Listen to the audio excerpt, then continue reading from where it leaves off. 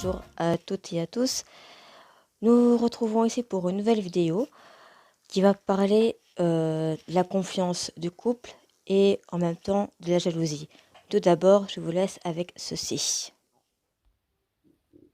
يا أيها الذين آمنوا لا يحل لكم أن ترثوا النساء كرها ولا تعضلوهن لتذهبوا ببعض ما آتيتموهن إلا أن يأتين بفاحشة مبينة وعاشروهن بالمعروف فإن كرهتموهن فعسى أن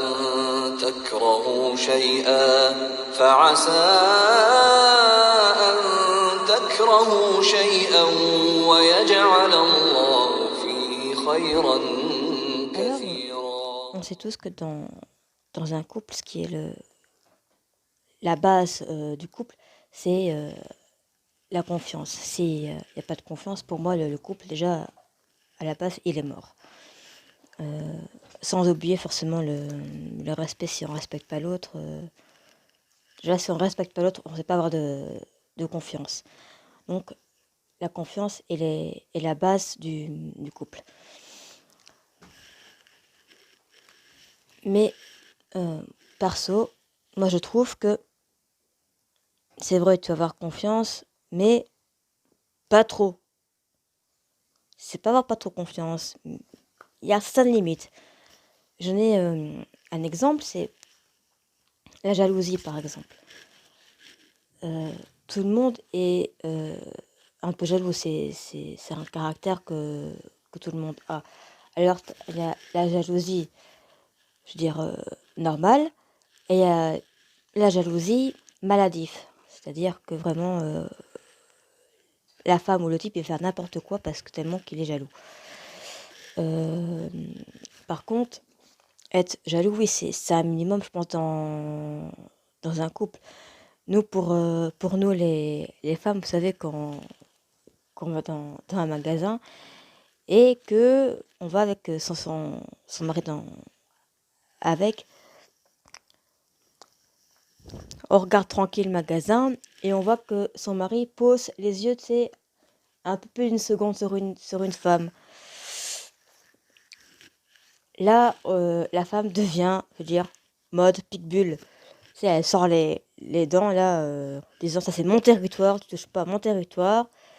Et après, bah, du coup, Marie, tu sais, il comprend un peu, tac, il se détourne les yeux de la femme et il revient vers toi sans l'air de rien, quoi. Alors que toi, t'as tout capté. Si toi, par contre, tu regardes un homme, ou juste, par exemple, je sais pas, un homme va passer sur la route, sur le trottoir, il demande le chemin. Toi, évidemment, tu vas lui indiquer. Ton mari, qui est à distance, dès qu'il va te voir parler avec le type, soit ça va être c'est qui celui-là, tu le connais d'où? Ou alors, c'est carrément, quoi, t'es pas avec un autre? Bah, ça y est, enfin bref. Il y a plein de trucs différents. Eux, c'est du direct. Alors que nous, si on a un petit doute, on fait une enquête. On devient presque comme le FBI. C'est-à-dire que dès que ton homme il va sous la douche ou quelque part, tu lui piques son téléphone, ah tu fais tout. Tu fais téléphone, tu fais les messages, tu fais Facebook, tu fais Twitter, tu fais Insta, tu fais même TikTok. Et quand tu as une preuve, tu dis c'est quoi ça? Alors, le mec il dit non, c'est une copine et tout, oui, une copine, oui, bien sûr. Là, tu vas c'est tout de suite, tu vas bloquer tout de suite. Nous, on est comme ça. Et oui, donc je reviens par exemple à ce que j'ai des fois surtout les hommes. C'est vrai, les hommes sont plus directs. Les femmes aussi, hein, certaines femmes aussi, mais je veux dire, les hommes sont plus directs. Les hommes, quand ils veulent quelque chose, ils prennent l'autoroute, direct. Tu sais, nous, les femmes, on prend des nationales, des petits chemins de campagne, pour au final, pour arriver au même but. Hein.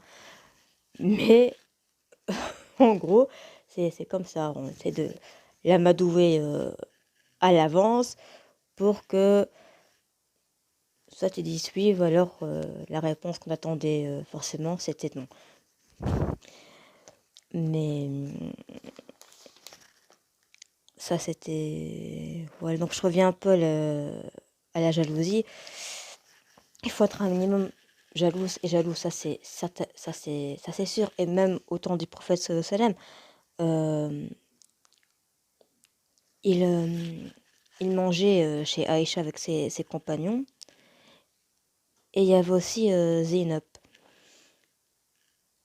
Et je sais pas si vous l'avez déjà entendu. Moi, je viens de... Enfin, ça fait quelques jours que je l'ai entendu déjà. Pardon. Et en fait, Aïcha a apporté un plat que Zainab avait préparé. Et Aïcha savait que le plat que Zainab avait préparé, que le prophète sallam aimait bien ce plat. Et prise de jalousie a fait tomber ce plat. Et le prophète sallam, qu'est-ce qu'il a fait? Il a ramassé la nourriture, l'a mis dans un autre plat et a dit à ses compagnons que voilà votre sœur, votre mère, je ne sais plus, a été prise de jalousie. Il a dit ça alors que Aïcha avait carrément fait tomber l'assiette devant les compagnons du prophète. Salam.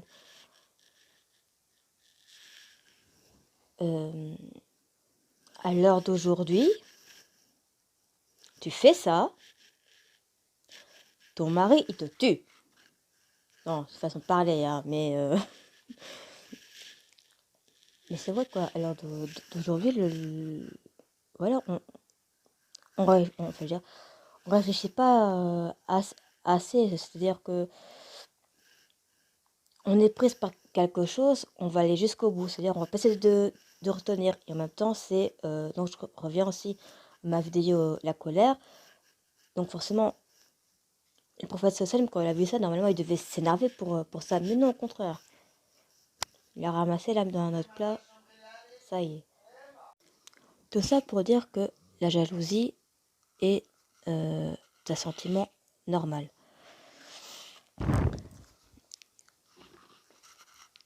Donc c'est pour ça que je suis en jalousie, parce que confiance, jalousie, voilà, ça se relie. Maintenant on dit oui voilà, j'ai confiance en mon mari, voilà, jalousie ok, mais mon mari se détourne de moi. Ok. Alors déjà, si ce cas-là arrive, c'est qu'il y a déjà un problème dans le couple. C'est pas forcément un problème que tu vois, mais que ton mari le voit. Je m'explique.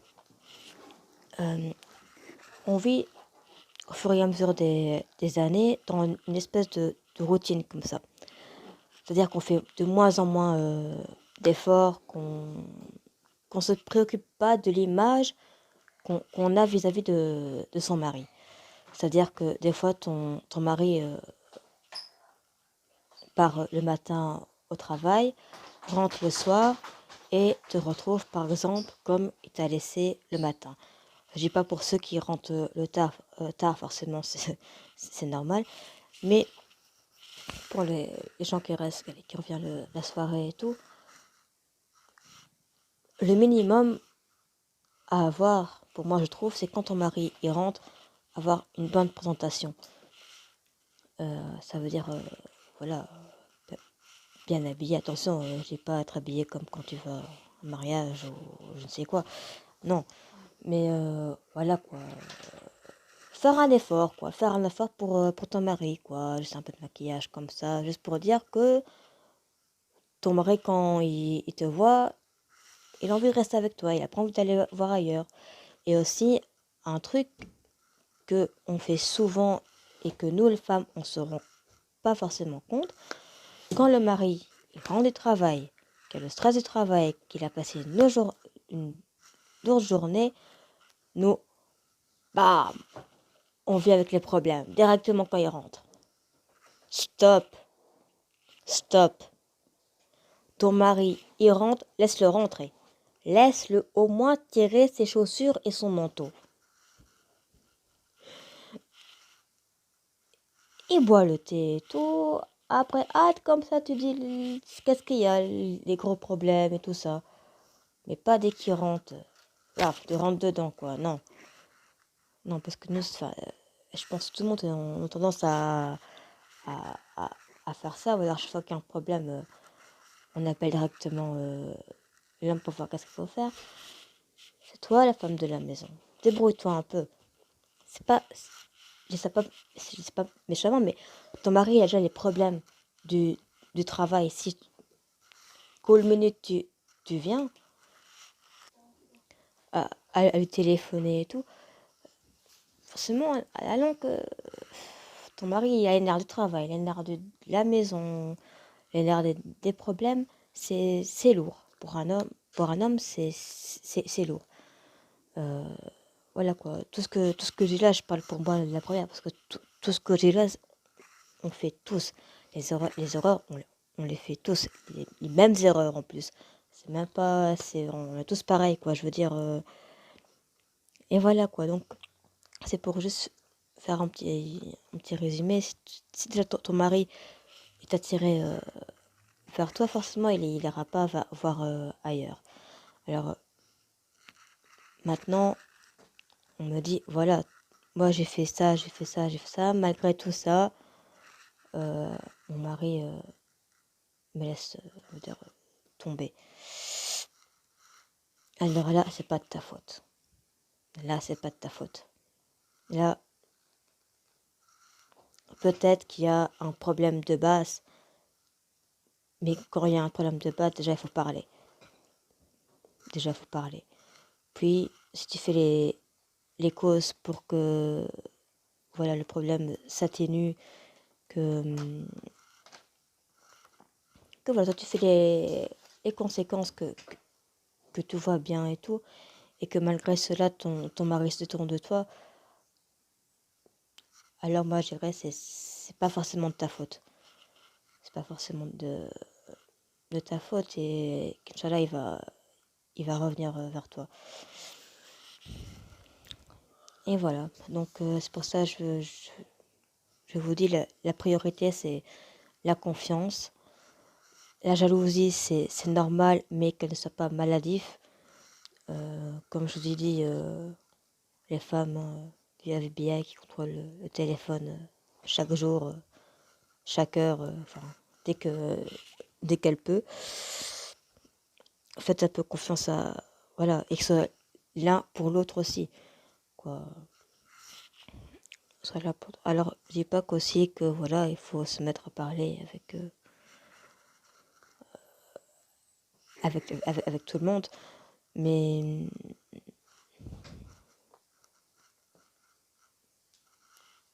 avoir confiance à son mari, ça veut dire le prouver que, voilà, tu peux parler avec n'importe qui. Moi, je sais que, moi, je sais que tu m'aimes et tout, ok.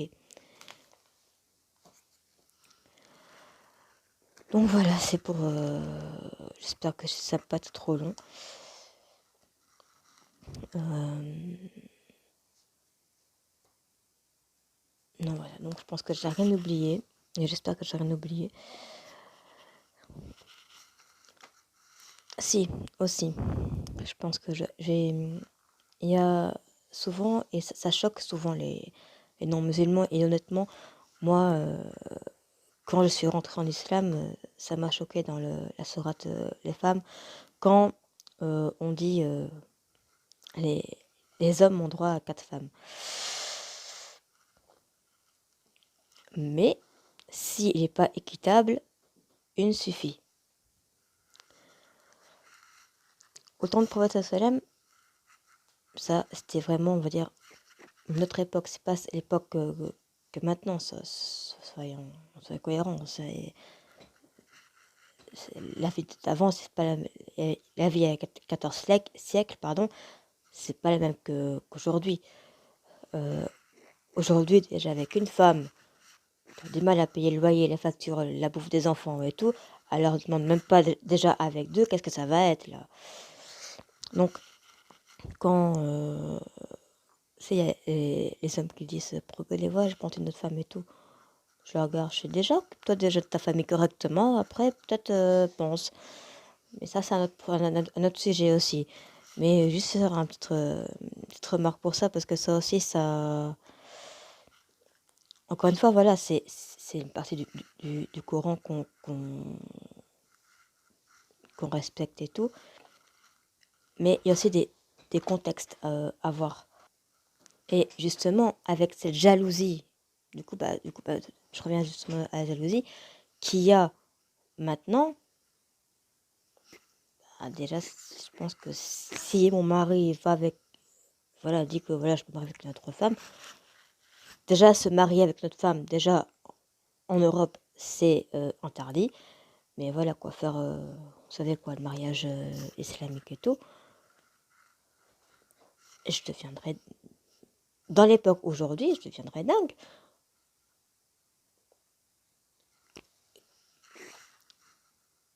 Et la preuve avec le hadith de Aïcha, par jalousie, elle a fait tomber l'assiette que Zineb avait préparée parce qu'elle savait que c'était le plat favori du prophète sallam.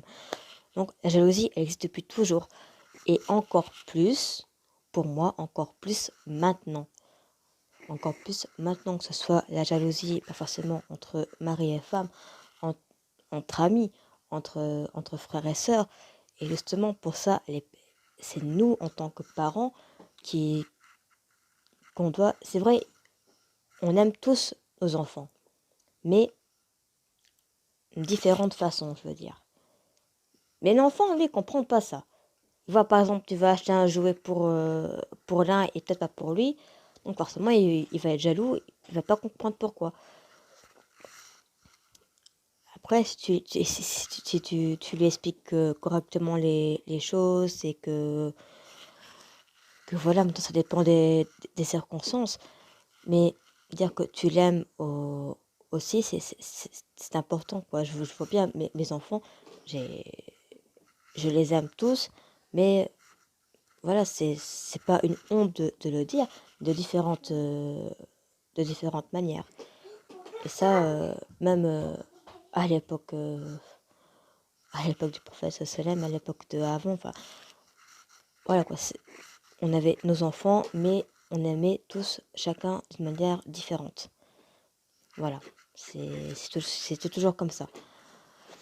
Entre amis, ben ça c'est la jalousie, là c'est presque tout le temps quoi. Quelqu'un qui va voir que voilà, par exemple, un tel est riche et que lui il est pauvre, presque automatiquement il va être jaloux de celui-là.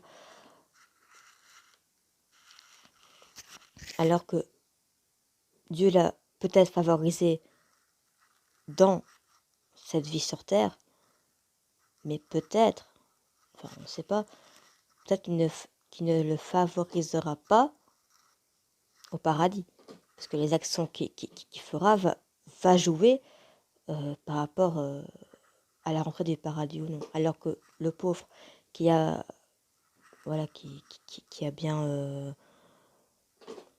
qui a fait de bonnes actions, voilà, qui a toujours été un bon musulman, rentrera peut-être plus facilement au paradis que celui qui était riche, qui a oublié le paradis, qui s'est juste concentré sur la vie d'ici-bas.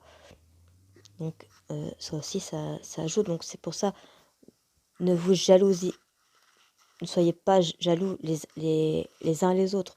un bienfait que Dieu donne, c'est Dieu qui donne, et on peut pas, nous, en tant qu'être humain, on ne peut pas juger ce que Dieu donne. Voilà, donc je terminerai par ceci. Donc je vous souhaite une bonne journée ou une bonne soirée. Encore une fois, n'hésitez pas à commenter en dessous.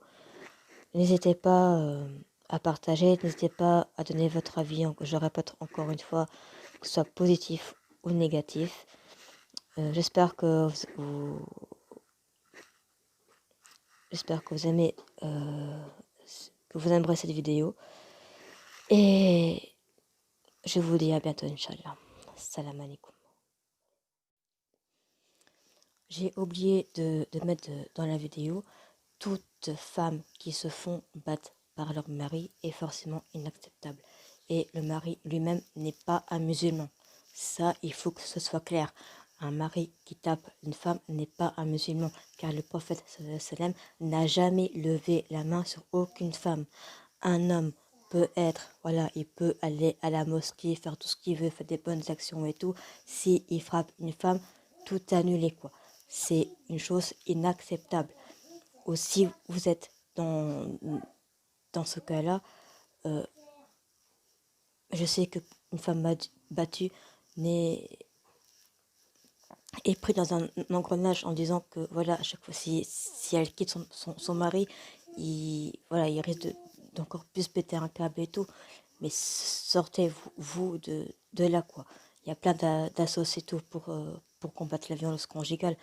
Donc, ne vous laissez pas, je veux dire, entre guillemets, pourrir la vie pour ça, quoi. Vivez votre vie à vous. Et voilà, encore une fois, les femmes, c'est inacceptable. Tout le monde est contre ça. Donc, si ça vous arrive, surtout en parler déjà à une personne de confiance.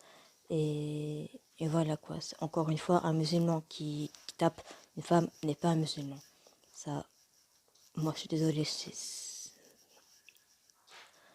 inacceptable, comme j'ai dit. Sur ce fait, je vous dis, portez-vous bien et assalamu alaikum.